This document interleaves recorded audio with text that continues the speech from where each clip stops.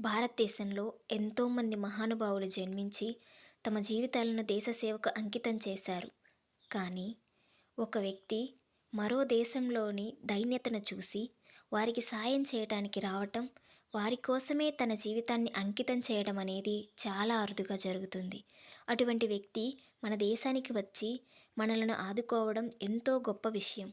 దీనులతో నిండిపోయిన దేశం దారిద్ర్యంతో అలమటిస్తూ ఎంతోమంది నిరాశ్రయులై రోడ్డున పడి ఉండగా, ఇంగ్లీషు దొరల పాలనలో వారందరినీ పట్టించుకున్న వారెవరూ లేరు.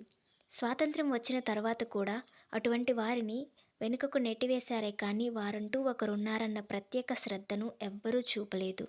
అలా అని వారిని అసలు చూడలేదు అనలేము, కానీ ఏ ఒక్క వ్యక్తి ప్రత్యేకంగా అటువంటి వారిని ఆదుకోవడం కోసమే పనిచేసినట్లుగా మనకి తెలియదు.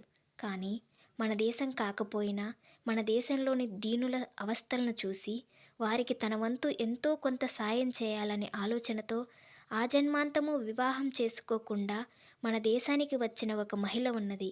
ఆమె మనం మదర్గా పిలుచుకునే థెరిస్సా.